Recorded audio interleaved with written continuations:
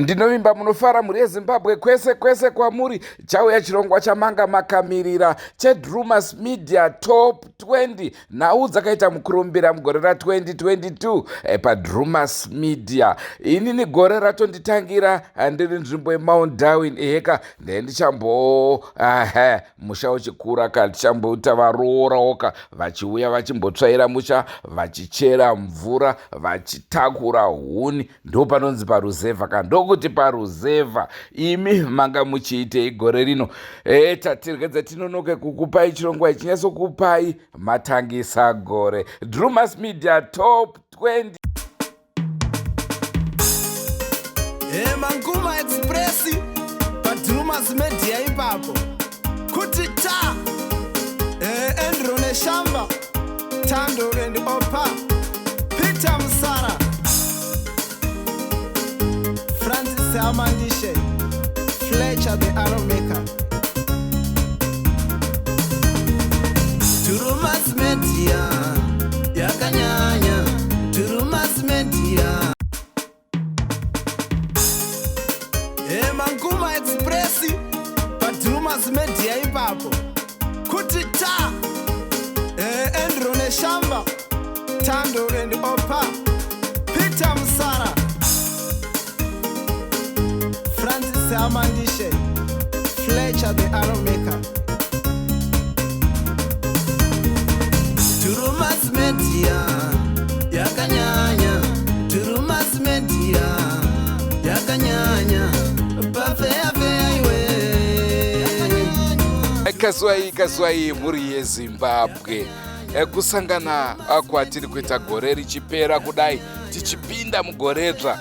Nhasi tinenge tiinemi tichingodurura nyaya dzakaitika tichiburisa nhau dzakanetsa mugore ratadarika iri tichipinda mugoredzva. Top 20 yenhau dzakanetsa paDREWMAS Media. Rangu zita ndinonzi Andrew Neshamba.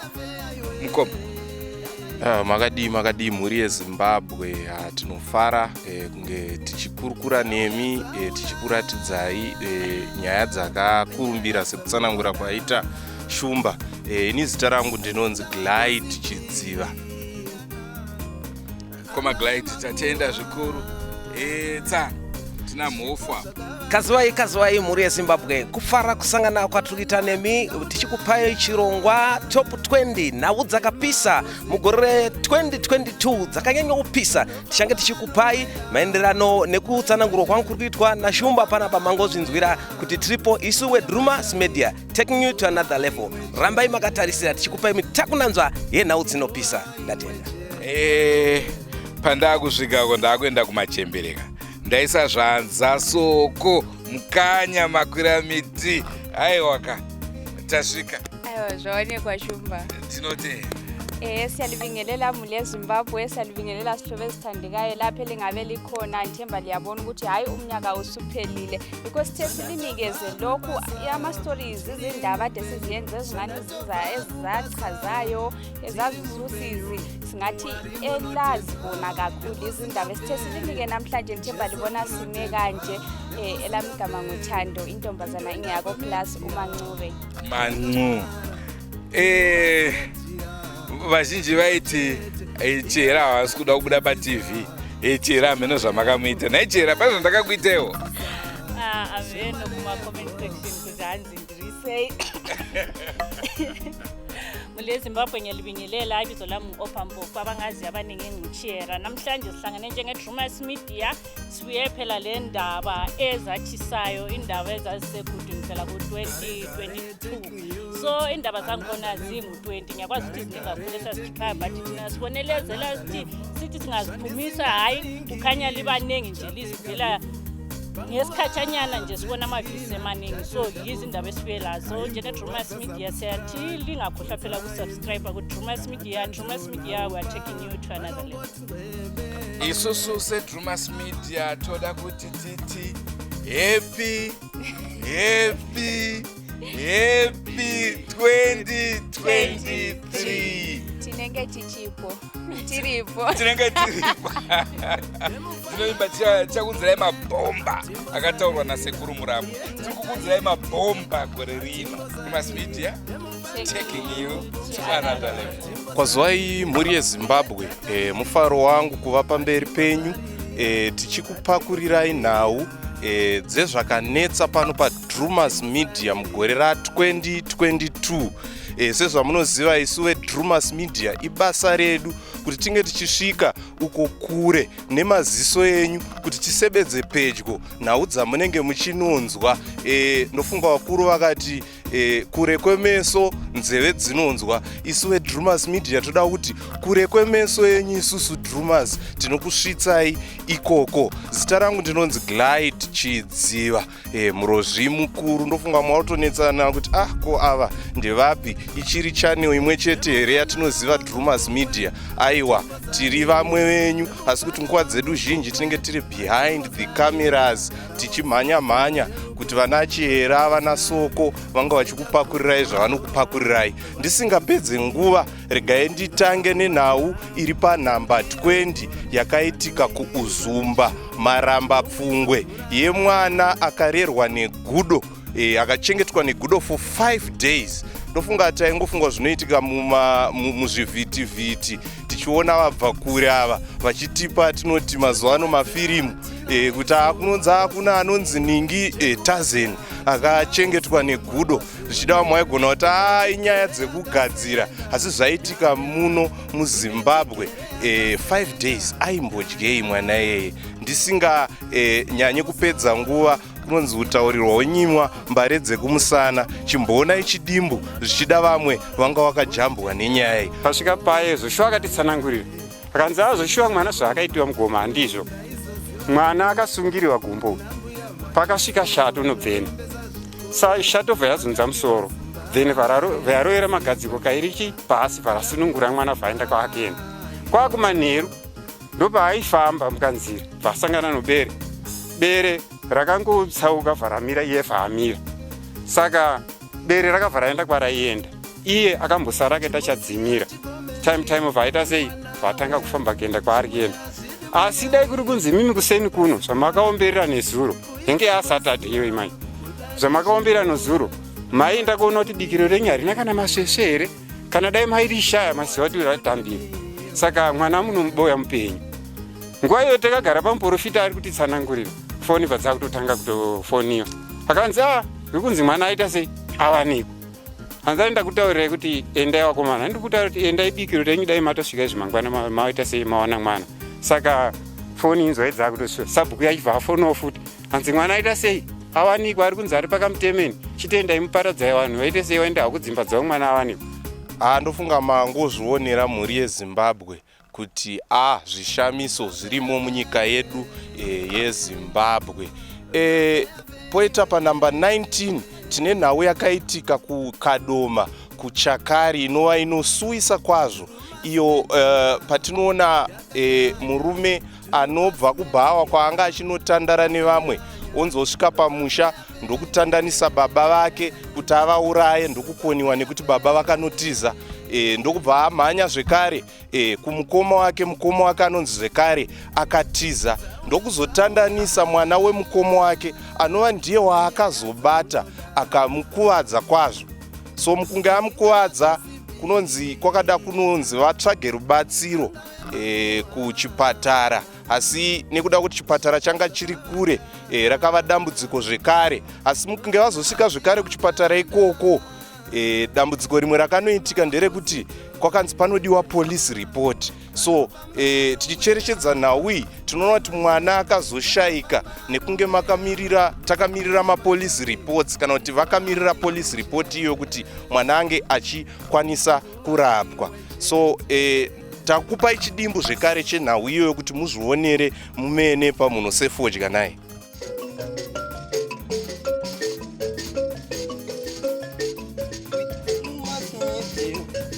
Ine dzidziso, ine nhungamiriro yekuti pagwarare upenyu. Ndipo patinoona ana sekuru vedu ari masvikiro nemapositori. Saka takangofamba ndofunga pamwe 100 meters tanga kuita zvekuti akabhidha zvekuti akavakurira simba ukumana vakamubata ndobva murekedza anga nesimbi yake imwe yanga asingati nayo yanga akabata. Saka time akabhidha vachibva vamukurira simba voziva vakamubata umwe akabata umwe. Saka umwe wacho anga akamubata akabva asumudza gumbo ndobva amukava zvisirizo. Saka time vakamira vakabva vamira iye ndo time yakatobva atodi sumudza simbi yaida kuwa vamwe wacho ndobva vati sudunura kumonya unoitei unokuwadza vanhu ndonguva yakatoda kundirova nesimbi yayi. Saka ndiri munhu angatobvawo netochi yandaifambisa kuona ndichienda ikoko ndo yaakazokwanisa kurova. Saka time yandakatoona kuti munhu akutoda zvekundirova ndobva ndacheda ndobva ada kundirova bhozi yanga yakareba zvekusvika pasimbi yanga. Regai ndiite ndichibatawo mukoma Glide panhamba 18.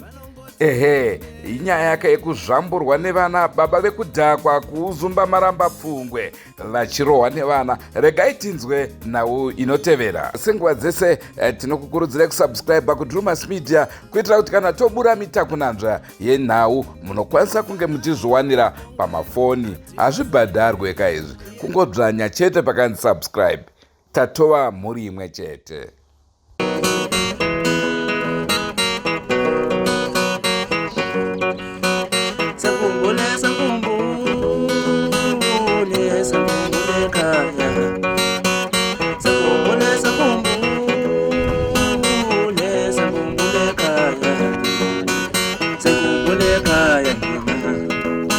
Ndadaro dambudziko randinaro pamberi pandiri papa.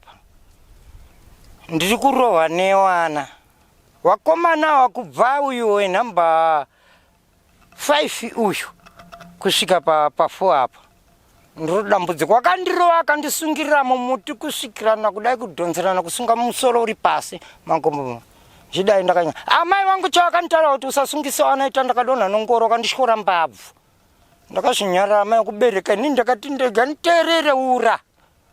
Amai ndakasvika kuchipatara zvasho ndakati ndakadonha nongoro ndanyara.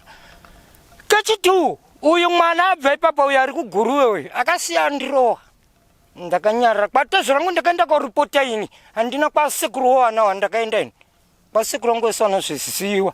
Nhasi mwana andatora uyu ari kutambudzika kokusango ndamuti mwanangu uyu akuna usatambudzika mukadzi wakasununguka uyu akuna ndikuchengete mwanangu ndiri muteteni mupenjeni wese bhebhe zvakaramba chikori zvekutadza madofu wadzidziswa nehurumende nichandatadza chii wana kwakuchikoriya manje kwachingani. Saka ndakumbira kuti ndoda kuti ndiende hangu kwandinoita nokuti wana uri kuti ibvai pano. Sabhuku ndiye handina chichinomweyo sabhuku musiyei akandiona ari kuchinguridzika sabhuku wangu nezvandikuitwa. Saka ndakumbirawo kuti inini uraiti ndakutaurirai onai pano ndiisa mushando waridzi ndiende ndakasara kwachipo ndakutouraiwa ini.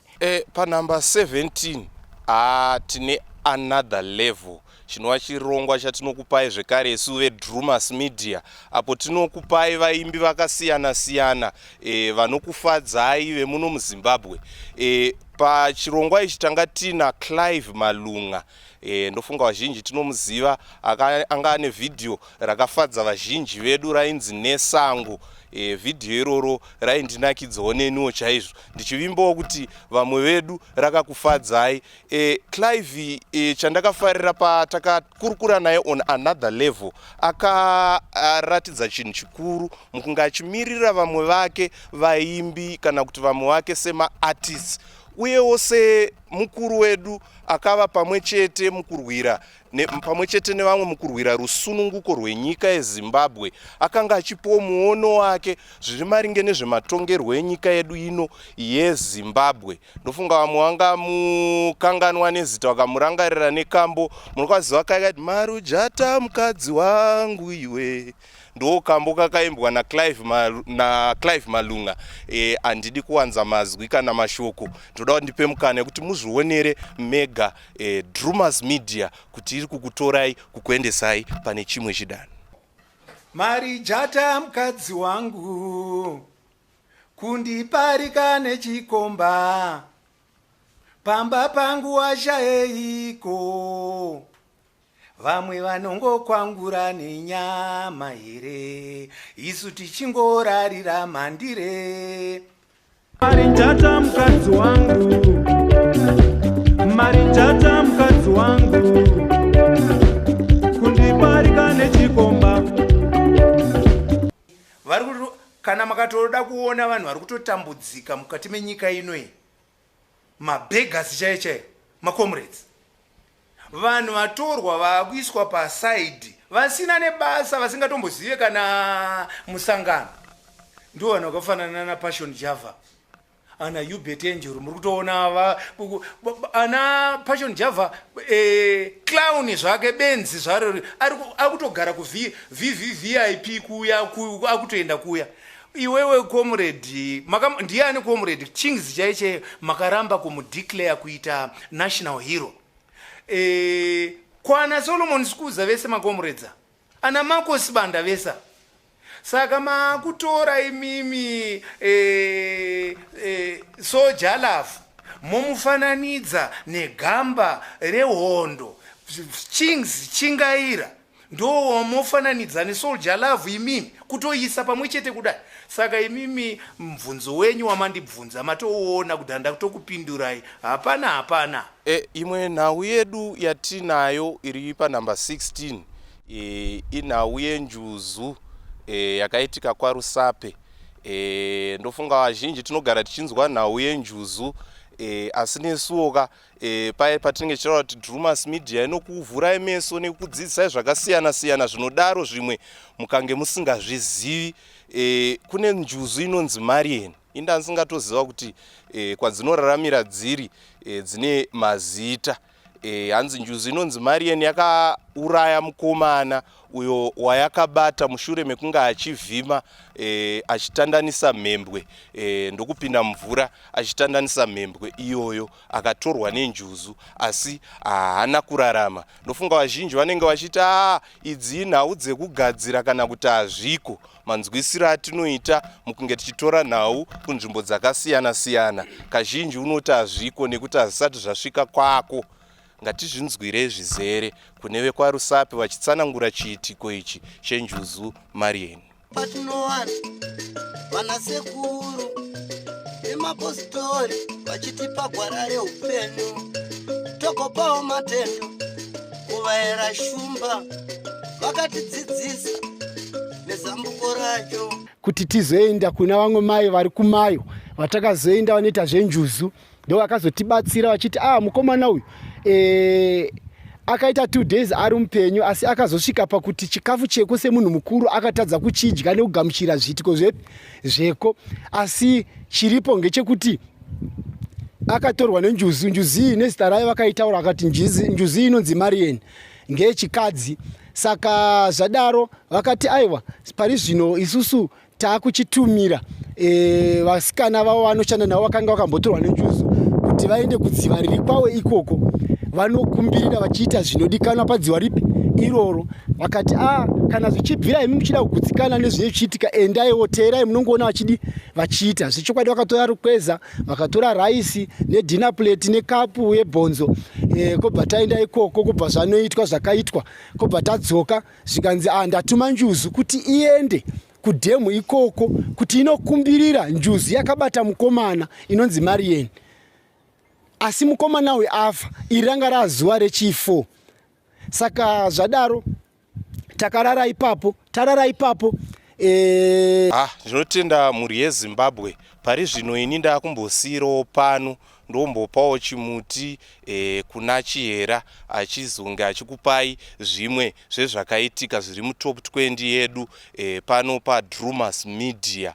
Ndakamirira DREWMAS Media, ndinoitwa Glide Chidziva Murozvi. DREWMAS Media is taking you to another level. Ndisingakanganwe zvekare kuti happy new year, happy 2023. Aiwa ngative nezororo rakanaka, kuti tive nemavambo akanaka egore idzva ra 2023. Ngatisakanganwe kusubscribe kuDREWMAS Media.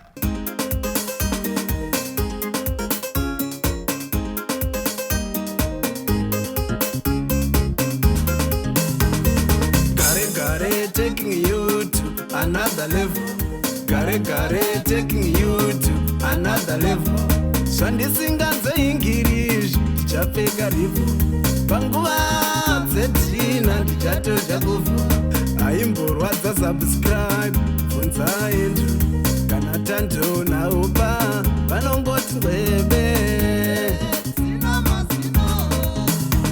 Mule Zimbabwe ngibizo lami nguChihera abangaziyo lame lesi2 njengoba salanelo lokuqala ukuthi ngiChihera lesi2 nguOpha mina ngingwakoMpofu njengoba limzwile uGlide lapha delinika phela ibottom 20 bottom 5 ye top 20 yethu mnanzali thathela phela ku number 15 ngisiyagcina lapha enza gcina khona ku number 15 sile isikolo phela lapha ama boarding school lapha abazali bethu abathanda ukuthi besikhamise khona ukuthi siyefunda phela singagesi imganu singayenzi into ezitshechene besithi sifunde kuhle kodwa ekuhambeni ekunjaleni sihamba kunjalo abazali besikhambisile sahlangana ukuthi njeke Drewmas Media kwatholakala ukuthi kuma boarding school atshechene sokukhula sokusibalo sokukhula isatanism eningi sokusiba lesatanism egcweleyo kulesikolo ezinjengethwa eMahusu lapha esathola khona ukuthi isatanism isigcwayele angikwazi ukuthi sohamba njani emaboarding ngiyathemba ukuthi abantu abanenxa abazali behambisa abantwana emaboarding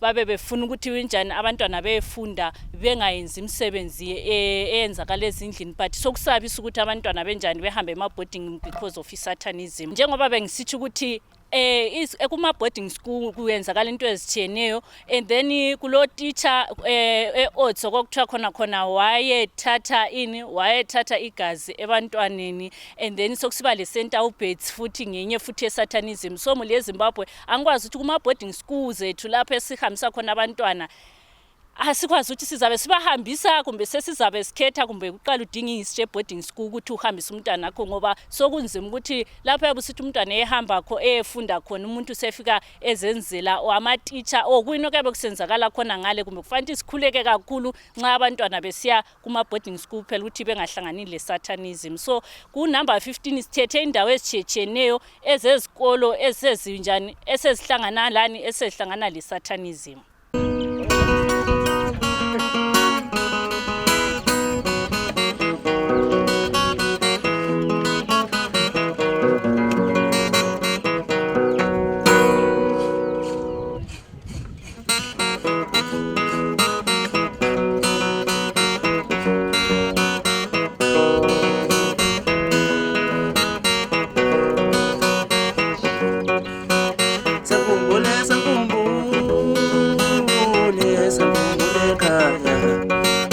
Ya inini ndinoitwa Takudzwa Padera.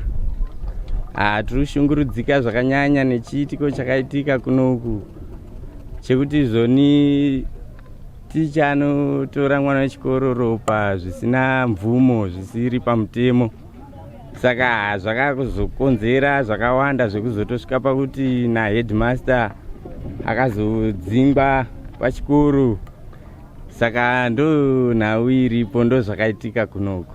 Is not necessary kuti munhu asiri doctor awanikwa achitora munhu ropa zvisina kana mvumo mukati mazvo zvinhu zvakaoma zvekuti izvozvizvi tine vana vakawanda vanodzidza pachikora hatichatozvinzwisisi pamwe vana vakatotorwa ropa ka tisingatozvizivi. So mule Zimbabwe sesiku number 14 kunzima phela thina laba okay ngathi thina abanye bethu abathanda utshwala same time bethanda imali.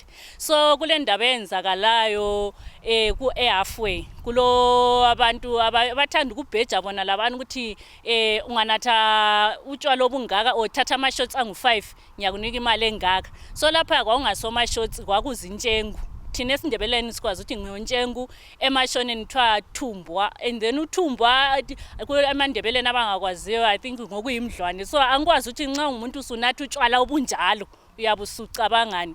And then ithiwa khonapha abantu babehlangana ebhantsho liyakwazi ukuthi amadoda bayefuna ukutshengisana ubudoda uthi mina le mali omunye uthi mina ngiyakwanisa ukunatha. So hayi kuthiwa bathi injani ozanatha utshwala lobu ozadlula omunye ngiyamnika imali engaka.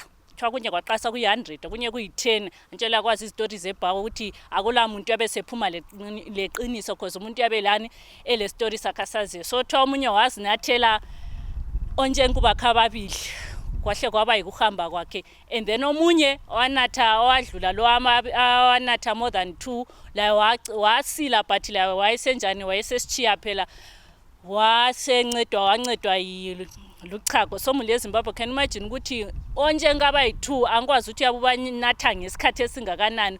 Ugcina lo imali yona lekade ufana uyiwine awusayitholanga ngapha usuluze impilo yakho. So mule Zimbabwe ngiyakwazi ukuthi festive season or esisiya khona khathesi njengo 2023 asikhuthaza nene mabhawa lapho ukuthi ungangeni kuma competition otshwala nxa ukwazi ukuthi wena immune system yakho ayikho njani ayiqinanga noba thiwa iqinile hayi singadlali ngempilo zethu phela. So you number 14 kade silaye manini phela silinika indaba yangikhona lizibonele because mina ngitshiyera ngiyakhuluma ngaqedi ngajime mpururu mushauna harangero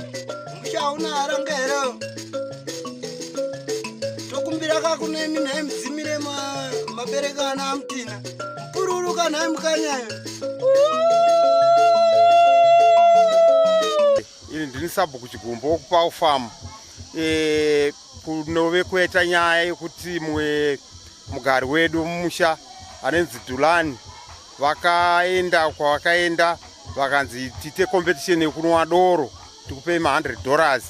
Saka vakabva vatanga kupinda ipapo semunhu ndofana aida mari apinda ipapo kuti azobva ipapo haana kukwanisa kubva achifamba netsoka dzake akatozobva ikoko atakurwa nebhara achunzwa kumba kusvika asvika kumba haana kana kuzomboyedzerwa kusvika baba Dhulani vashayika. eZimbabwe selizibonele phela le indaba ye competition yotshwala omunye wagcina sefele etshwaleni yikho phela indaba zona lezo ukuthi nxa sesikhulile lapha abantu asesibatsha ukuthi hayi uyihlo wafela etshwaleni ngeke ngani sesithethisana but hayi izindaba ezikhona kuyayenzakala. So sesikhamba phela ku number 13 number 13 sile ndaba yani yokuthi kulabanye omama ababe catshelwa kunyamalala kwamabhrugwe ezangaphansi ezangezasi lezana esizigqoka phansi njengabo mama kuthiwa kwakuphonga umuntu ethe egqokile ebonekasela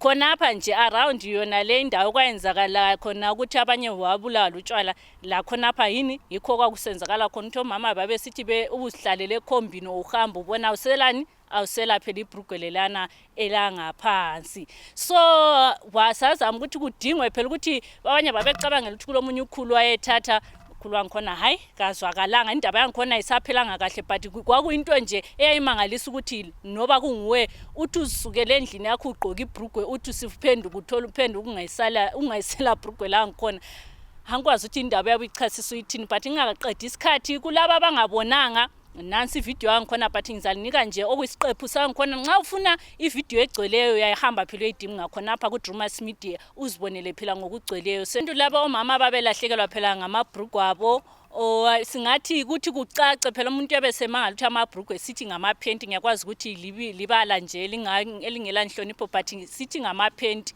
ngoba abantu bangikhona besithi nxa sebebona bezibona bengaselawo. Kwasokubuya okhulu ababili ababencedisa ngamalanga atshiyeneyo okhulu bangikhona babengayazani babathe befika endaweni yangikhona bafika banjani babamba okhulu omunye uthabe sithi hayi ukhulu lo ngoyo oyenzani oyenza izimanga zona lezi oqala wathi ebuya wamfika wathi hayi ukhulu othatha amaphenti abo mama ngulowo. But babengela amavili 11 phela bengela ukuthi bezitshengisela ukuthi hayi ukhulu nguyonjani othathayo. Hayi kwahawo lo uthe sehambile kwabuya futhi omunye ngilanga elitheniyo wabuya futhi waqamba usemkhulena lo.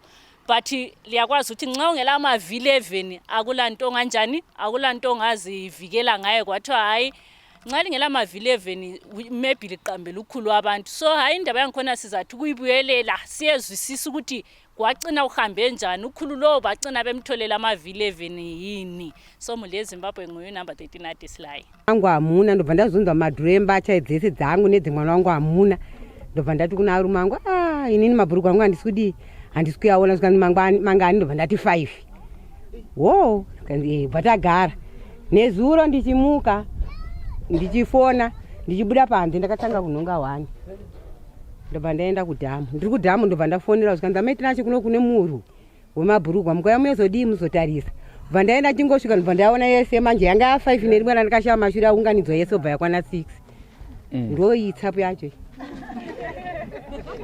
mule Zimbabwe njengoba lizizwela izindaba zangikhona ze-Drewmas Media abanye babesithi kumbe siyazifomela kumbe siyaziyenzelani but kulezinye izinto njengalesi endinika yona ukuthi umuntu uyabezikhulumela ngokwakhe yena ezikhulumela ukuthi hayi mina ngilalokho. So lapha kulomunye umdala owathi yena ule nyoka ekhalweni and inyoka yangikhona aliboni liyazazi into ezi-spiritual and then uthi uyaloya so ufuna ukuncedwa. So mule Zimbabwe indaba ezinjalo izindaba ezethusayo izindaba ezisabisayo ukuthi nxa sihambe empilweni osihamba nje khonapha elizweni nxa uhamba uhlangana labantu abantu bathwele okukhulu kakhulu ngoba umuntu ngeke kutshela ukuthi uthi interview ekutshela ukuthi ulenyoka but awuyiboni ekhalweni.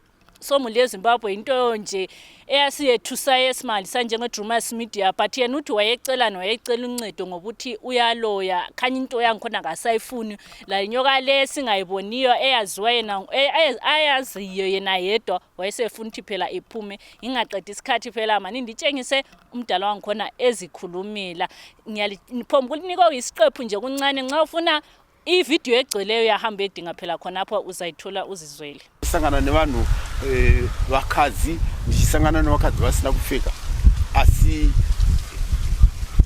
mukufamba kwenguva nezviri kuitika ndakapedzisira ndakuzivisa kuti inini ndakutomuka ndakutoita zveuroyi usiku ndinogona kuva ndine vakadzi vandinenge ndichifamba navo. Unoita zvokufamba netsoka kana kuti kubhururuka?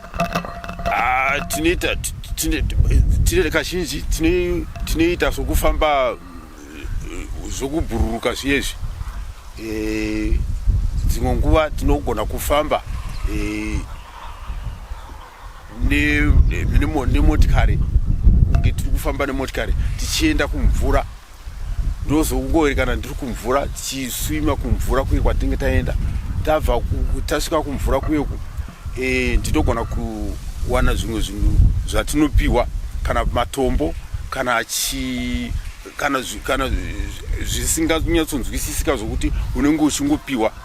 Saka tabva kumvura ikoko nevakadzi vaya vandinenge ndinavo tabva ikoko ndinopedzisira inini ndakunorwara ndakurwadzika kana makumbo kana musoro kana mwiri wangu ndakuita zvokuti ndinobayiwa pandinenge ndakunokwenya inini kana kukwenya musoro panguva dzandinokwenya inini chiti ndiri kurwadziwa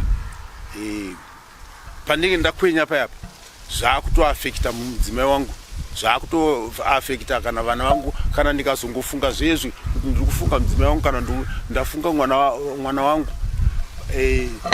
pandiri kufunga kuti mhuri yangu inini pandinenge ndichibata kana ndikabata musana kana ruoko ndichikwenyawo zvangu ndichibayiwa muviri wangu zvakutoita kuti zvakutoafekita mwana kana kutoafekita mukadzi wangu pese pandinenge ndabata asi inini ndenge ndichitorwadziwa ndichikwenya kana kuvaviwa kana musoro kana musana kana mumakumbo zvinge zvichiitika.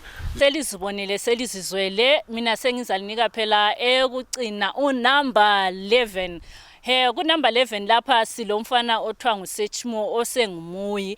uSechmo ngiyathemba liyakhumbula sihamba njenge Drewmas Media sifika khona ngale sisiza ukuthi kuthiwa hayi uSechmo yena udliwe kwini udliwe impisi sikudingisiswa sibili ukuthi impisi ngadla ukudlelwa kwangikho ukulunywa kwangikhona kwakuchiya imuli even lathi njenge Drewmas Media silembuzo eminingi but ekucineni njenge Drewmas Media yakwazi ukuthi asichiyele indaba ngapi asichiyele indaba emoyeni sacina kuvela phela ukuthi hayi uSechmo wayebulawe ngumuntu so indaba eyasizwisa ubuhlungu njenge Drewmas Media yazwisa abanengi njenge ukuthi kanti umuntu lo wazi disguise wayenza ngani umuntu lo udliwe kwini udliwe impisi but kungumuntu obulewe liyakwazi ukuthi umoya womuntu kaphombu kubulawa nje ngaze kuthwani ibizo lakhe la isithi Sechmo abantu basearcha more baze bathola iqiniso so into nje yasizwisa ubuhlungu into nje njenge Drewmas Media sabona ukuthi one of the stories as a Drewmas Media esazi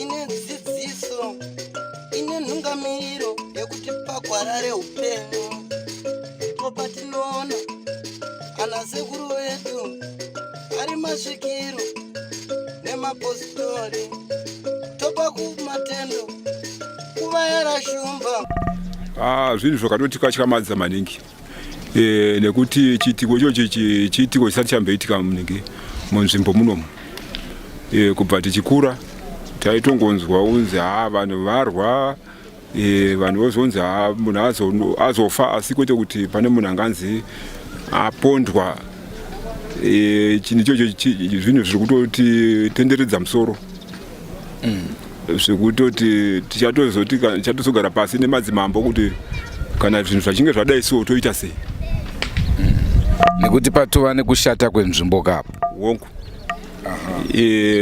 saka zvinhu izvozvozvo tichanzwa zvotorwawo namambo nemadzishe patichagara meeting navo kuti tichivabvunza kuti kana zvinhu zvichinge zvadai so tinoita sei nekuti ivo pachezvavo patakatuma shoko kwavari tichivazivisa kuti ndo zvaitika mambo vakatoti izvi zvaakuda kutotsvagiwa vanhu vofamba kuita kuti zvinhu zvachona zvikwanise kugadziriswa zvichikwanisa kugadziriswa mina nguchiyera yiwo phela mina isistory endithe ngibe ngilinike zona esayenzakala ku-2022 senza chiyelo omunye ezothatha phela ukuthi esitshela ukuthi ku-top 10 top 20 yethu kulani njenge Drewmas Media thina sithi we are taking you to another level. Don't forget to subscribe to Drewmas Media lingakhohlwa phela ukutshela omakhelwane ukuthi betshela abangani ukuthi be subscribe ku Drewmas Media. Drewmas Media yakanyanya bafea fea iwe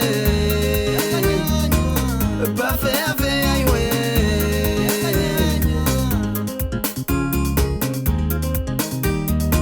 Drewmas Media yakanyanya Drewmas Media fara kusangana kwatikuita muchirongwa chedu Drewmas Media taking you to another level top 20 na DZAKAPISA mugore ra 2022 iswe Drewmas Media tilipo pano kukupakurira imitakunanzwa na DZAKAPISA ninotenda mamonzwa Clyde achikupai na ukubva pa top 20 kubva pa number 20 kusvika pa number 15 ndozotendawo kuna chiyera special wakupai kubva pa number 15 kusvika pa number 10 nawepo ini wachinyi vanondizwa kunzi Sparkboy zita rangu repachitupa ndinonzi Taurai Mabarani right nasi ndiripo pakukupakurirai kubva pa number 10 yakapisa ya Madzibaba Bond. Madzibaba Bond anozikana semunhu anoenda kukereke yepostori. Kukereke yepostori vanotiwo kuti munhu akwanise kuenda kudenga vanhu vanofanira kusanganisa chipostori nechiwanu ndo kutaura kwawo Madzibaba Bond. Inawo yakanetsa mugore ra 2022 kukereke yawo Madzibaba Bond wachiti chiwanu chinofanira kuti chishandiswe wachisanganisa nekereke nechipostori kuti munhu akwanise kuenda kudenga. Ndeimwe nawo yatakabata zvakare isu se Drewmas Media. Saka tiri kuti muzvionere zvizere. Don't forget to subscribe to Drewmas Media taking you to another level.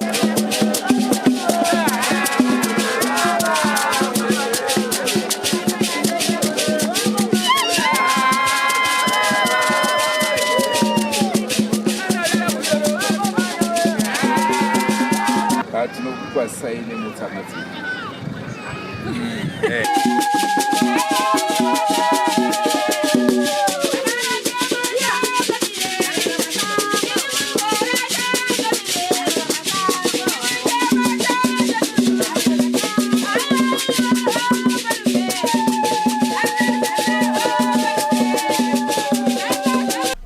zuva ranhasi kune mutambo unonzi mutambo wengoma nhatu. Chinonzi mutambo wengoma nhatu unotaura jira reblack, jira rewhite, jira reblue. Jira rewhite rakamirira vanamati, reblue vemumvura machembere, reblack masvikiro nemhondoro. Saka mutambo uyu takakokera kusangana kwevanhu ivavo tiri muno munyika yachaminyuka kuti tionesane chinhu chimwe chete, kuti vane mhepo tovabvunza kuti vari kuonei, vanonamata ava makatizei, vemanjuzu ava muri kuti, so that tinobva tine chinhu chimwe chete chinovaka nyika, kuti vanhu vazive kuti aiwa mudzimu yavo iriko, unotanga kumachembere opururudzirwa wogadzira nzira yemudzimu yako, wagadzira nzira yemudzimu yako otsvaga Mwari. Touya pa number 9 kune yakapisa yekumount Darwen. Mount Darwen kune murume ari kunzi akanetsa nenhau yembobobo. Madzimai ose wekumount Darwen vari kunzi wakanaka, nevamwe vari pakati wane mazera akadaro. Vazhinji vechidzimai vanga vakomblena pamusoro penhau yembobobo. Vari kunzi vazhinji vaitaura kuti takaneta. Vamwe kana mumarelationships avo vaitaura kuti vanenge vakaneta pakuti vange vachiita bonde nenhau iyoyi yembobobo. Asi zviri kunzi murume aiita izvi pakada kuti patsvagwe nhau yachona akaramba kutaura nesu isu weDREWMAS Media. Saka nhau iyi inhau yakanetsa zvakare, sekutaura kwatiri kuita isu kuti dzatikukupakururai mugore ra2022 dzakanetsa. Iyoyi ndiyo yakamhara pa number 9. Ndingati madzimai ese mulocation muri kuchema nazvo. Hakuna ari kumboti ini naiwa ndofunga inana kusvikira vazhinji vese vari kutochema nazvo kuti dai naimwe vanhu vaonawo zvokuita nemunhu akafanana neuyu. Tochitarisa kune vane varume vane madzimai avo vachinzwa nhau iyi, hazvi kuputsa misha here? Misha mizhinji yaparara, misha mizhinji yaparara mukati umu nekuda kwake murume. Misha mizhinji yaparara, nyaya dzisina kana nebasa reso kuti ndo nyaya inganzi musha uparare here, nyaya yakafanana neiyoyo, but kuri kuda kwomunhu anofamba usiku achiita mabasa erima. Ane age group yanga achitageta here? Aiwa, ngasvikira weso. Chembere chadzo dziri kuchema mukati. Chembere chadzo dzisina mazino kanu, dziri kuchema naye murume. Bongoka muri yeZimbabwe, ndofunga muri kuzvinzwira, inhau iri kushungurudza, nhau ya iri kupedza vanhu mate mukanwa kuti zvakadai zvinoitika here. Tiri kukurukura nevagari vemuno Mount Darwen vakasangana nedambudziko iro riri remubobobo. Vanzvadzi, akakuinga iwe? Ya, akatondiinga masikati chaiwo. Ndakatorara, ndakatorota. Munhu wandakarota ndakatorotawo mumwe baba wechikuru. Ndakatomuka ndikaudzawo vamwe ndikati ini ndarota baba wechikuru apo ndandikatorarawo nemurume wangu mumba masikati, asi ndakatoona ndichishandiswa nababa. Topinda pa number 8 pane nhau yakanetsa zvakare yerukau. Mount Darwen, Mount Darwen muri kungozvionera kuti kuMount Darwen kuri kuitika zvakawanda. Tine nhau yemukomana akabatwa nerukau. KuMount Darwen kune mukomana akabatwa nemukadzi wemunhu renhau yerukau, asi nhau iyi yakaitikira muguta rino, guta reHarare. Mukomana uyu anonzi akarara nemukadzi wemunhu, asi arara nemukadzi wemunhu ndo chishamiso chakaitika ndechekuti akachinja kubva kuita munhurume ndo kuita nhengo yechikadzi. Adaro ndo zvakapa kuti azotsvaga kuti ndowana sei rubatsiro. Pakutsvaga rubatsiro ndokutsvaga muridzi wemudzimai. Awana muridzi wemudzimai ndokunzi ndoda kuti uripe mombe 5, asi pakuripa mombe 5 iye akakwanisa kuzoripa mombe 2 nembudzi imwe chete. Asi zvinonzi chishamiso chakaitika ndechekuti ari pakuripa mombe akaenda kunosunga mombe kuMount Darwen. Achingosunga mombe yakazvitinha yega ndokuenda kwaaifanira kuenda kuchurfamu. Tambo imwe chete akasunga nayo iyoyoyo pamombe yaakasunga kuMount Darwen. Zvinonzi akaiona yasvika zvakare ikokoko ine tambo yoyo. Hapana munhu akatinha mombe iyi, asi zviri kunzi mombe akasvika achitoona yakanga yaweko kuchurfamu kunova iko kwangu ine muridzi wemukadzi. Saka muri yeZimbabwe tiri kutaura kuti zvechokwadi nhau dzemishonga, nhau dzembinjiri dziri kurarama dzirimo muno muZimbabwe. Saka tiri kuti vanoda kunyatsokunzwa nyaya izvi zere muri yeZimbabwe, don't forget to subscribe to Drewmas Media, taking you to another level. maitiro andaita ndasvika ndikaona zviri papo zvikanzi shamwari mombe dzangu dzauya asi vanhu vaida kuuya nawo vasingasviki panapa kasina iripo nekuti kuiona kiri vandambidza vachididzosera kabana nokirina bakana nokinura kuva tinenge like coolerbox dzedu dzemarata idzi coolerbox yaiti uya nemukadzi kupini basa chaitotengesana nechi coolerbox zvikanzi kinura mudakinura kanzisiri papo kanzisiri papo ndisiri papo ndapa then ayizosvika ukandakuichi adjasta paadjasta kanzichitasa kuti aupa marwadzi asisina ende runda ranga riri runda raizosvika kasupa tauri karonda kawapo saka ndichiuya nembudzi yangu 1 ukaonauya nembudzi yangu ndasarendera kiwi nodurasa zvapera vachisiona kwako hasi kuita bhizinesi here nemukadzi wako maonero yangu handikarambi kuti bhizinesi kana kuti bhizinesi kasi maonero yangu ini hai bhizinesi nekuti kubva pandikatanga kuonana naye achindichacha zvaida kusvika nhasi ndichimuripa apa ndawana wangu riwezi ndonzi wangu risiri bhizinesi avaifana kugonana nemukadzi kosei wakandigadzira. Right, topinda pane yakanetsa iri pa number 7. Number 7 kune nhau yekwaseke kuchitungwiza. Kune mwana anonzi mwanawe akangoti afa. Asi achinge afa mushure mezviminitsi zvinekwana kuita 30 akaonekwa musoro wake wajigwa kuti vanhu vakanzwisisa kuti anga adyiwa negonzo here kana kuti anga adyiwa nezvinhu. Hapana akanyatsonzwisisa kuti chii chanchiri kuitika. Asi chishamiso chakashamisa kune varidzi wemwana wachiti mwana achinge abva kufa ndo kuona mwana adyiwa musoro. Right, kuchitungwiza ikoko kwaseke ndo zvakare kune nhau yakambonetsa yezizi rakaonekwa rine ring. Ziziri wamwe wakati izizi nderevaroi, wamwe wakati rinoshandiswa usiku, wamwe wakati wanoti aiwa kwete. Zvese izvi hazvindizvo inhau yeshiri bedzi dzinenge dzakaterekwa nevarungu. Ine dzidziso ine nhungamiro yekuti pagwara reupenyu topatinoona ana sekuru vedu ari masvikiro nemapositori. Pekutanga baba vangu pavakashaya ende vairwara zvikwadika but ndakagara navo baba vavo vachirwara togara navo mumbomo but munhu angasinyanyso airwara sinomao yokuti airwara nenjereka tichogara navo zvedu mumbomo vane murume wavo. Saka pakanga pane mwana mukomana Shepherd mudiki aitorara navo obva amuka akaita se vachirwara kudai vafa mangwana makuseni wamuka wakadyiwa tsoka yese kudyiwa vatofa kunyika akadyiwa tsoka yese ndo pandakatonanga kutorize saka zvokudyiwa zvinotanga nhasi kaizvo hazvinotanga nhasi kozi vakafa vese vachinjika handizvonyatsoziva but ndikangoona vanhu 2 chete vakadyiwa kungufa kwavo vakudyiwa kasisutirwa penyu chetu chaitodyiwa kudai. Right, touya pa number 6 tine nhau yakanetsa, nhau yagogo wakawanikwa vari kumakuwa.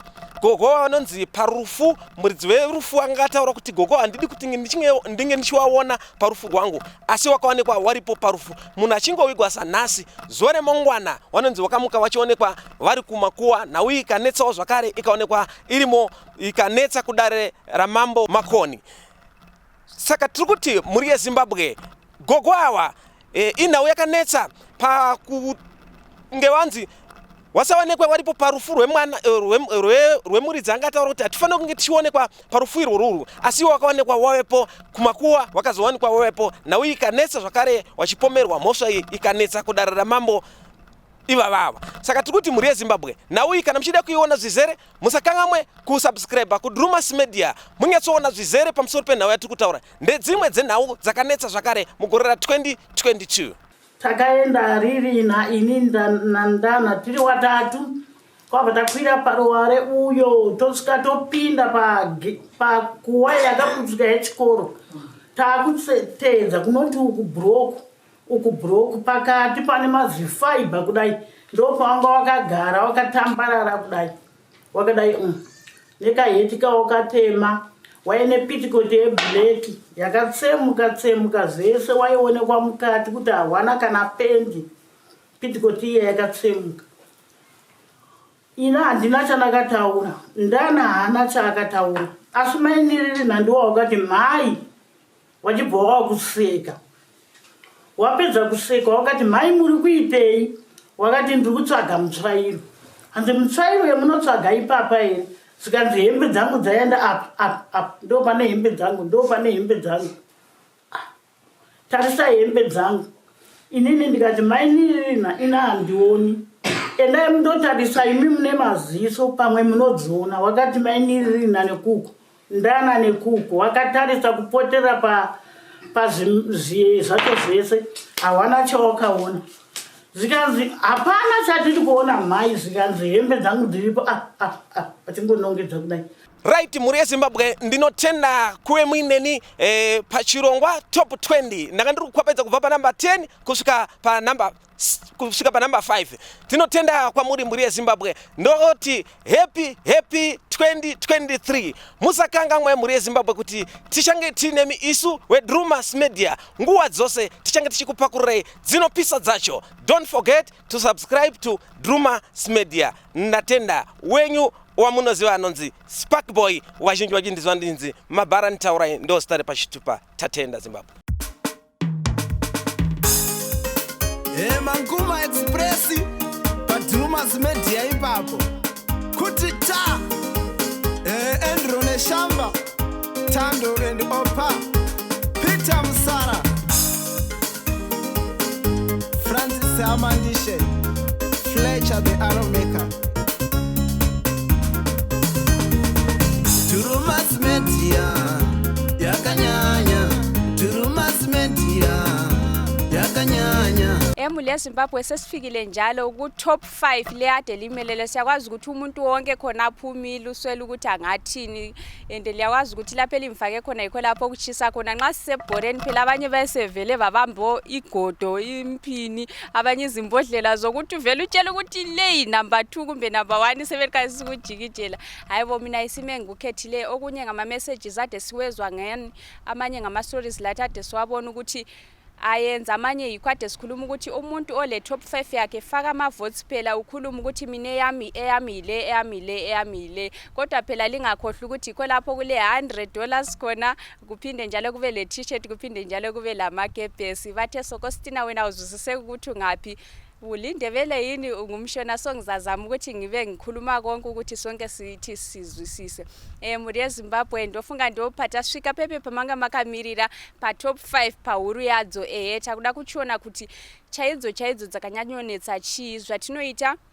Ndosaka tichikupai mukana wekuti moisa kamaonero enyu pfungwa dzenyu nekuti vanhu vacho ndimi. Saka ndo patinotora tichipika kuti iyi yakanetsa, iyi ndo number 1, iyi ndo number 2. Ende musakanganwe kuti ndo pepe pane t-shirt ka pane $100 ndo pane kepo ka musazotemo nemabhodhoro nekuti haisi mhosva yangu. Ndangonzi ndikupakurirei kuti zvinenge zvakamira sei. Panamba 5 pedu tine nyaya yakanetsa iri padomboshava. Domboshava mukuiziva ine Shadow ndo iri panamba 5. Shadow mukomana uya wekurara namai. Hanzi aipfimba amai tingati amai nini ndi amai wopindira amai mubedroom woti amai ndinokudai amai makanaka amai atizoti amai vanenge vachinyanyogeza sei kana kuti vanenge vakunda amai here kozi amai ndi amai. Shadow ndonyaya yakaitika yakanetsa mugore ra 2022 yekuti Shadow aida kurara namai kusvika azowanikidzwa kaseterwa vamusetera vese vakati aiwa kamai chingonyebedzerai kubvuma ichainge muri kumuda mopinda mumba. Pakupinda mumba Shadow abvisa brugwa abvisa nehembe ndopa akabatwa. Asi kana usati waiona kamunongoenda pa YouTube mongosecha Shadow yepadomboshava. Muri yeZimbabwe yophela indaba yetu eku number 5. Silendaba eyenzakala edomboshava eka Shadow lowana umfana singathi ngumntwana obesesizwa ukufuna umama ekhuluma ukuthi mama ngiyakuthanda, mama umuhle, mama so. Umama kwamhlupha watshela phela abadala bagcina phela bemugayela wathi wena mama yenza ngazathi hayi akulanto yaziyo. Wambiza ngokufuna kwakhe ukulala lo mama wangena endlini wathi ekhululile ibhrugwa ekhululile isheti vangena phela baba bebona ukuthi yindaba adi hlupha. Kodwa nxa ungakayiboni hamba phela ku YouTube khangela ukuthi indaba le ibonekale njani, njalo nje indaba emangalisayo ukuthi umntwana engafuna ukulala lo mama. Inedzidziso inenhungamiro yekuti pagwarare upenyu topa tinoona ana sekuru vedu ari masvikiro nemapositori topa kumatendo kuvayara shumba. Ndobva ndaenda kubhedru kwangu ndichifamba Shadow akanga akamira pakona yemba yehuswa akati tsepete nekona yemba. Ndobva ndati uyu munhu kandiye Shadow. Pandakanoti svikenisa ndavhura door Shadow akabva atoro nhano kufamba achibva asvika pasituba achibva akwira ndichibva ndavhura door achibva ateerera mashure mangu tabva tapinda takadungamidzana mumba muye muye. Zvadaro ndakapinda naye mudining ndakati aiwe pinda mubedroom.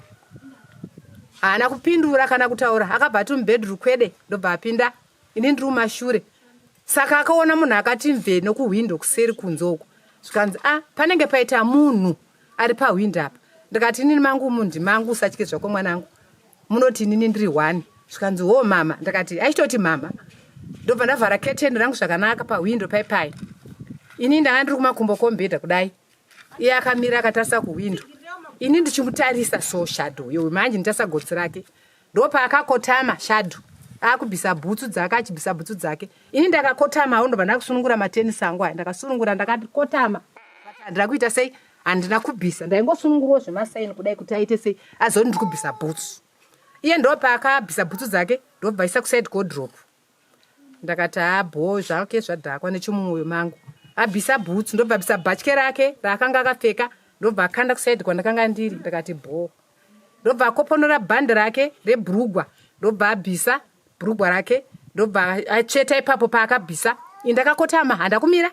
Ndakati uyu akaurawo. Zvinhu zvese zvapa nzvimbo 1. Ndobva ndakamuti iwe uchiita so uri kuona bhaketi iri riri papa iri. Chiita gumbo rako so usumudze gumbo ukwire pamubhedha. Ndobva asumudza gumbo rake ndobva atsika pabhaketi. Achitumudza gumbo achikwira pabhaketi. Ini ndichibva ndatora hembe dzese kudai ndobva ndadzibungatira kudai so. Haana kuzoona kuti ndabungatira hembe dzake. Ndobva akwira pamubhedha Shadow. Ini nehembe ndatora ndobva ndabuda nehembe dzake iye pamubhedha. Ndakati usatye zvako munotini rara zvako. Shadow ndobva rara pamubhedha. Ini hembe dzangu dziri mumaoko. Ndobva ndapinda nadzo mudining ndakadzimbungatira ndo ndakakiya vazukuru vangu vapamusuwo panze apa. Ndobva ndadzokera kuna Shadow ndakati tiri kuona hembe dzandakabata idzi manje wawacha iwewo Shadow nhasi iwewe zvako zvadhakwa. Shadow akarara nebendeketa akadai kudai pamatress. Ndakati zvako zvadhakwa. Ndakati iwewe uda kurara pangu apa pangu apa iwewe Shadow pangu apa ndakakutadzire chii Shadow unorara padundundu pangu iwewe. Ndakamuti ndiwakauraya baba ndiwakauraya varume vangu kurara pamubhedha pakafira arume angu. Ndakati papa ndopa wakafira pamubhedha apa. Achiti zii vakomana vaya havasati vapinda. Vakomana ndakazonovhura door vabva vapinda. Ndiri muzukuru wangu ari form 3 anoitwa Tadiwa akangopinda akabva muti mbama 1 zvikanzi ndiwakauraya sekuru iwewe. Tapa number 3 tikuita tichidzika nadzo kati ndofunga anga akanyora list rakari kuti achiona kuti 1 minus 1 minus 1 t-shirt inobuda here, $100 munoihwina here, cape munoihwina here. Mhuri yeZimbabwe izvozvi tapa number 3. Ndofunga mambonzwa nyaya dzataurwa zvekare kumashure atizogone kukubuditsira dzese. Mumwe anogona kuti pane yangu yakandinakidza haina kubuda sa atibudise dzese tinotoro 11 because tinogona kusvika kutop 100. Saka pa number 3 tine nyaya yemukomana wesatanism. Ndofunga iyoyo ndeimwe nyaya yedzimwe nyaya dzakaonekwa zvisingaite aiti handitore nguva kuuraya munhu achitsanangura maitiro avanoita mafambiro avanoita kujoina kwavanoita. Akataura zvekare kuti kune vanhu vakawanda vamwe vatiri kugara navo vatiri kuona varimo musatanism imomo zvichiteera dzekumashure dzatambotaura dzimwe dzataurwa dzekuzvikoro ingori satanism iyoyo. Zvichiteera zvekare pane mwana ndofunga hatina kuzoibuditsa nekuti pane zvakaitika hazvo asi iripo paYouTube yemwana musikana itaura zvekare kushanda kwavanoita sesatanism. Vazhinji vaitaura kuti Drewmas Media hazviko, Drewmas Media inhoroondo, asi hapana munhu anogona kuuya paYouTube omira pakamera achingonyeba achifumuka kana kuzvishambadza, nekuti pachako handingagare kuti ndifumure satanism nekuti vanotondivinga, asi nhau yekuti anga akuda rubatsiro ndosaka akazotaura. So ndo imwe nhau yenhau dzakanetsa, ndo yakagara nhasi pa-top 3 pa-number 3 pa-top 5. Indaba yethu namhlanje eku-number 3 sile ndaba ye-satanism. Themba lizwile ezinye zikhulunyiwe emuva lapho kuthiwa ezikolo singatosenta ubhetsi omahushu kule satanism engayenziyo. Ayisikho ukuthi izo zonke kodwa ziningi indaba ezile satanism, kodwa sithe sithathele engani ihluphile eyomuntu wakwanisa ukuchasisa kakhulu njalo yabonikwa ngabantu abaningi, eyomfana akade khuluma ukuthi mina angithathi isikhathi ukubulala umuntu 2 minutes ngiyasembulela umuntu. Wakhuluma njalo ukuthi silabantu esisebenza labo kusatanism abanye libabona behamba lezi mota sijoyina kanje, sikhuleka kanje, sithunywa ukwenza lokhu la lokhu, siphila so, sidla so, sibulala abantu so yindaba yethu eku-number 3. Ongayibonanga hamba phela ku-YouTube uyosearcha indaba nezonke esizikhuluma ezikhona ku-Drewmas Media, ngoba vele i-Drewmas Media ilithatha ilifake kwelinye izinga. Wakanzwisisa zvanzi right, tsvaga huku vandatsvaga huku ye vandaenda naye papaitra mushonga zvakaita huku ye zvanzi right. Huku iri kufanira kuti iuraye nemazino, wauraye nemazino chanwa ropa racho rimwe ropa ucharisvipira mushonga umwe wakandipa so zvandakaiuraya ndiri papo, ndaiuraya kune mazino zvandakaita kuti ndiri zvikuru, ndauraya huku ye ndasanganisa mushonga wayo wanditi right, ucharosanganisa nematsito wotora nelemon usanganisa nezvimushonga zvezvo woenda unomazora, iwe ndiwe uchaziva maitiro wacho. Saka inini manje semunhu ndaiziva kuvhara vanhu nechiprofita, because ivo vasingazivi kuti ndiri kuita zvemushonga vaingoti handimadzibaba. Saka ndakabva ndasvika kuna mai vai ndakasvika wari mukisheni wakagara mukisheni, ndakati mama mweya mutsvene wanditi ndikubetserei dambudziko renyu. So ndishuwa andibatsire shuwa, ndakati all right. Ndatanga kutaura ndimi, ndichitaura zvindimi, ndichitaura vandanotora mushonga ina ndavisa mumbiya ye, because mbiya kamunhu vese vanambiya nokoti ndimadzibaba zvishuwa because wane mbiya, but ine ndakaenda ndakaisa mune chimwe chinhu wagona kuzotaura sana vanotora mbiya ye. Ya sesifikile phela ku-number 2. Ya siyakwazi ukuthi last time ngomnyaka ophelele lapha kule inye indaba zokuthi abantu nxa sithi indaba ezahluphayo siphinda phela silibala ukuthi kulezinye indaba esingacabanga ukuthi kaziqhakathekanga kumbe sesikhangela kuzodwa lezane sithi ngezabaloyi ngezani ukuthi yizo esihluphileyo, kodwa namhlanje ngiyakwazi ukuthi abantu abanengi venyu khona kukhali kucabanganga ukuthi ku-number 2 kungabe kuhlezi indaba yoneyo phela esiliphayo namhlanje. Siku-another level, siphinde sithi forever missed, siphinde sithi ngumsebenzi omuhle oka-Dr. Love uPaul Mathabile, nguye phela ohlezi ku-number 2.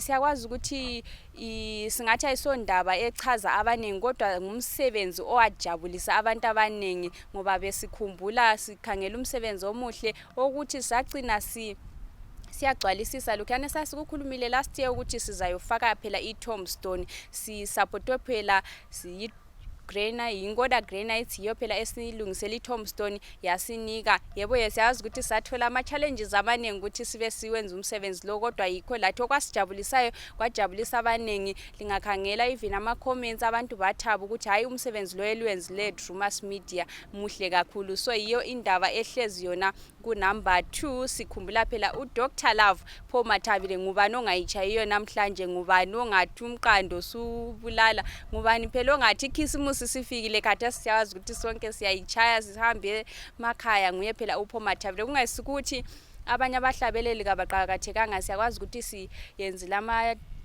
forever missed amaningi, kufakwa ama-tombstone amaningi, kodwa sikhangela ngomsebenzi lathi esawenzwayo owayenzwa yimuli yeZimbabwe ngesupport ade lisinika yona. Muli yeZimbabwe ndofunga vazhinji last year makaona kuti pane patikapotsa mbijana panyaya dzese tinoisa nyaya dzinonakidza, tinoisawo mabasa akanaka, tinoitawo zvinenge zvafarirwawo nevanhu. Panumber 2 vanhu vazhinji ndozvati ndopama tsvedzera ipapo patsoro yenyu ipapo, kana wangu agona wasirira ipapo aiwaka takutoti -1 -100 -cap -t-shirt potse pane ndege kairi kuenda out kaye munhu aizonge agona patop 5 kana kuti top 20 zvese. Panumber 2 ndopatina Dr. Love Paul Matavire. Ndingati apa tinenge tichitarisawo kufadza kunenge kwakaitwa vanhu, kutambirwa kunenge kwakaitwa vanhu nebasa rinenge rakabatwa kuti aiwaka ndofunga munoziva taitsanangura paya kuti takasangana nezvakawanda kuti tiri seTombstone raPaul Matavire. Vamwe vachiti vanotisapota, vamwe vakatisapota, zvainge zvakaoma zvakarema, asi nebasa rakazoitwa kuti zvakazadzikiswa, basa rakaitwa. Uyezve hatina kugumira ipapo, ndofunga munoziva takazonosvika kunoona kuti baba vaDr. Love Paul Matavire vachiri vapenyu. Saka vanenge vasina kuiona munogona kuona kakuti chokwadi takasvika moenda kapaDREWMAS Media monosecha Dr. Love Paul Matavire munomaona ese. Saka ndo rimwe basa ratinoyemura kuti aiwaka ndo zvatikaitawo seDREWMAS Media, ndo zvatikaitawo semhuri yeZimbabwe, ndo igere panumber 2. Shira uya unionerevo ndokudzidza kubai apo ndokukukwanemwa tinoreva iwe sana savatete poshi hakwikwiya tsika kamwe wote ndiko zvino pakarara jango munhu akasvika achida nhoroondo yake achanetsi nekubvunza kuti zvakambofamba sei, wakazvagwa gore ripi, akadii. Zvizhinji unongozviona akamira pagova ipapo. Zvino tinoda kupa kutenda kune vese vanoti kana vakataura zvavataura vozosvika vozadzikisa. Nemufaro wandinawo handina mashoko akawanda kuti ndingataura, asi ndinovatenda.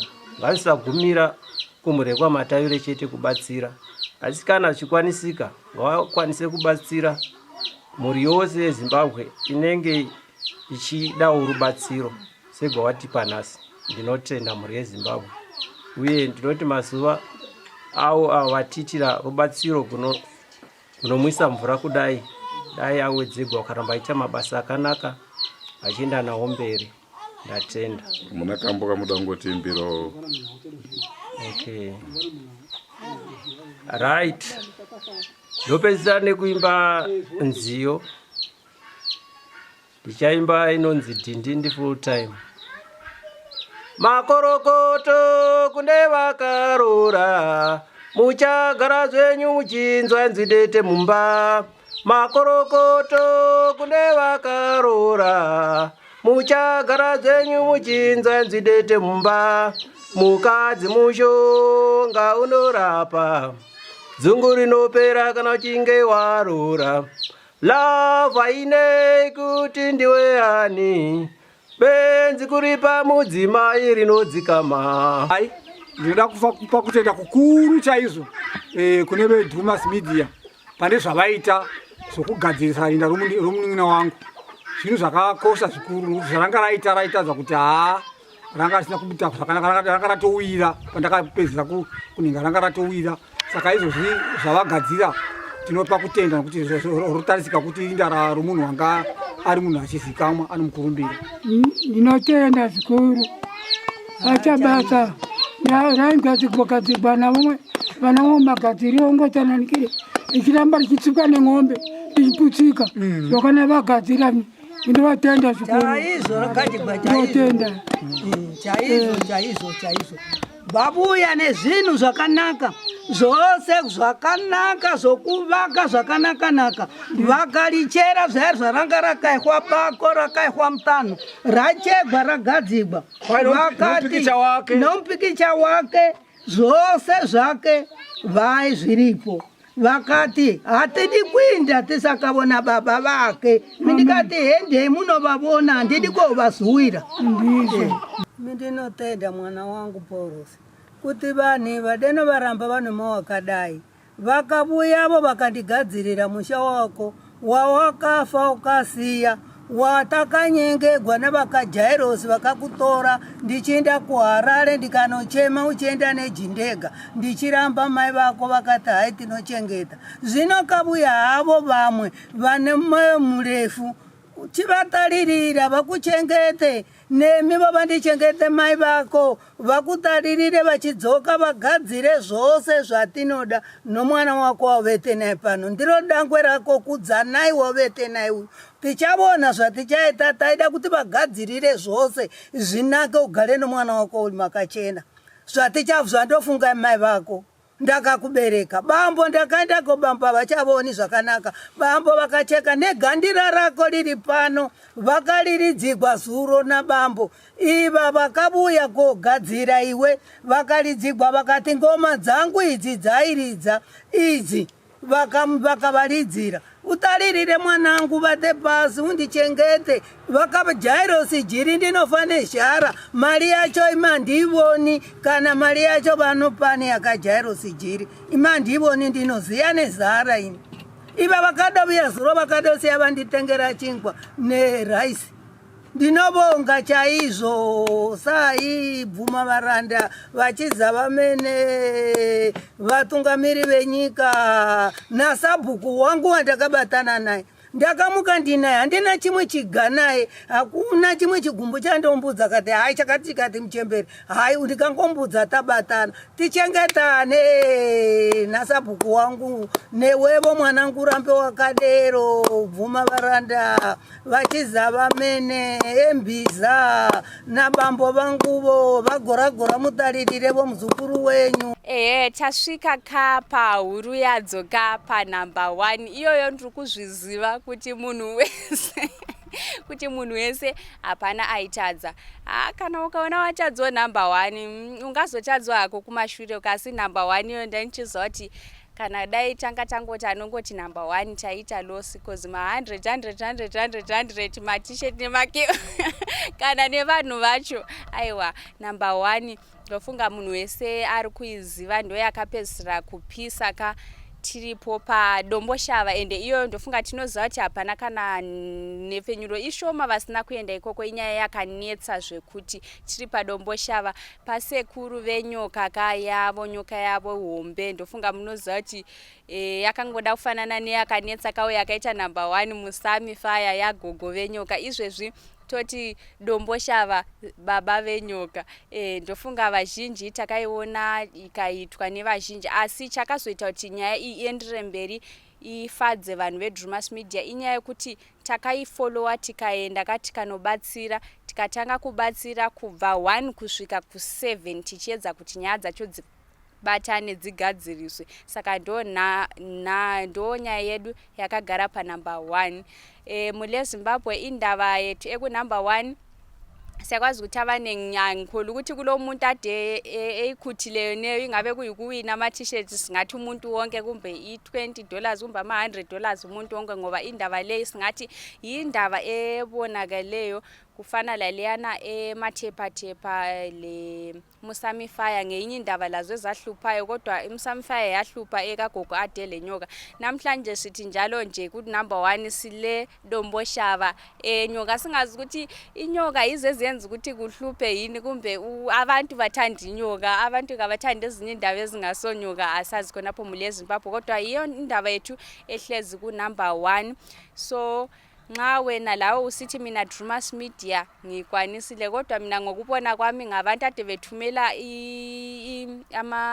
top 5 yabade bethumela ama top 20 angibonanga oshaye 5 out of 5 ngoba abantu bakhiphe yoneyo ekaphomathavile kumbe besithi kumbe kayisoke yenzakale njalo nje abanye besebekhohlwe ekashado ukuthi ngenye indaba eyahluphayo phela. So number 1 yiyo yeneyo edomboshava ongakaboni idomboshava ukuthi izusisela iyahlupha ukuthi uyoqalisela ku number 4 kumbe ku number 3 awusokuzusisa uqalisa usiya ku number 1 to 7 ubona ukuthi kwaphetha ngani. So iyo indaba ade silinike yona iyo phela i-top 20 yethu njengeDREWMAS Media izindaba ezahluphayo ku-2022 sizabona ukuthi ku-2023 sizabe silezinjani, sizabe silezinye inyoka yini, sizabe silamanye ama-forever mist yini.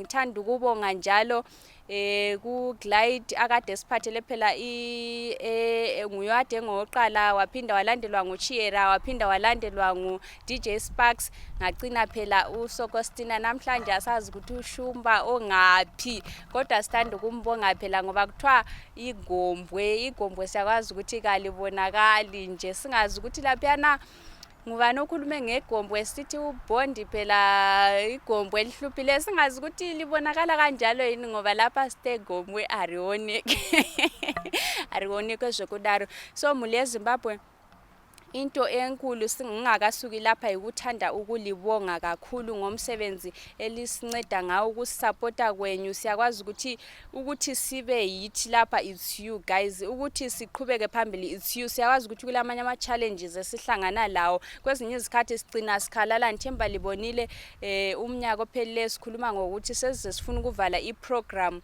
leyane ukuthi abantu bathi Drewmas Media labhadalisa inamba Drewmas Media what kodwa kulabanye abantu abasukuma bethi no Drewmas Media umsebenzi wenyu siyalithanda mina Drewmas Media noma kuyikuthi angila namba engiyifunayo kodwa ngizalinike amafutho ukuthi lihambe phambili sithanda ukulibonga kakhulu sithanda ukubonga lama comments eliwafakayo kulabantu abangalandeli ukuthi kuthiwa liphepha liphi kodwa abalandela imfundiso esilipha yona kodwa siyalibonga ngoba vele lihlala supporta kwendaweni zonke sihamba khona sicela ukuthi 2023 lisupport njalo sibe sisonke ngithanda njalo ukuthi siyakwazi ukuthi silabanengi bethu khonapho abangafikanga abanye izihlobo zabo kazifikanga ukuthi kuqeda umnyaka lo ezinya soke sifike singakwazi ukubusa kukamlimi ngiyakwazi ukuthi ngilesinye isihlobo sami khonapho unyathi ofebhubhelwe ngubaba wakhe ngisithi hayi kwabonakala nxa sokuyikufa indlela yethu sonke akule singakwenza isifiso sethu ngesokuthi sonke sifike ku2023 siphilile sifike sonke sijabula sifike sonke silipha izindaba elizithandayo lishare lisubscribe lifunda ikakhulu njenge Drewmas Media yikho sithi Drewmas Media always taking you to another level ndishume ntagarira ndakaenda munyika ndakanotsvaka zvokuti ndigone kurimisa ndakatora DVC saka DVC rakazonopanduka saka rapanduka rakabva razoita nyoka saka nyoka yanzi yakasanduka yechikadzi saka ndo mukadzi wangu saka nyoka inouya pamusha pangu inouya nekuseri kwemba youya pamusoro pemba saka inobva ndapinda mumba kuti tugone kuti tiyanane saka zvimwe ndakaromba iri gondwa waturuka kuti tugone kuti gondwa waturuka kuti taipinda mudzimba dzevanhu tichiningirika nevaroora tichiita mubobobo nevaroora muri Zimbabwe chikuru chandingada kukuudzai mashoko mashoma 1 or 2 ndeyekuti muri rudadiso senguva dzese imimi ndimi munoita kuti tiende mberi ndimi munoita kuti tipfurire mberi ndimi munotisimbisa ndimi munotitsigira kuvepo kwenyu ndokuvepo kwedu saka rambai makatitsigira rambai muchifamba nesu kuti tikupakurire nyaya kudzidza kwenyu kufara kwenyu kuvarairwa kwenyu zvisinei tinoziva zvakawanda zvatinosangana nazvo mukushanda ndo basa racho asi chatinotenda rudo rwenyu nerutsigiro tinoziva kuti havasi vese vari kufara vamwe vari kuchema vamwe vari kushaikirwa vamwe maaccident ndofunga mameseji tinomaona vamwe vachiti ningi wangu ashaya ningi wangu aita accident asi tine urombo tinoti kana vakazororawo kainzira yedu tese hapana zvatingaita inenge iri nguva yavo chishure chedu ndechekuti 2023 tinge tiri tese tichibata basa mune zvakanaka murudo asi senguva dzose don't forget to subscribe to Drewmas Media. Drewmas Media taking you to another level.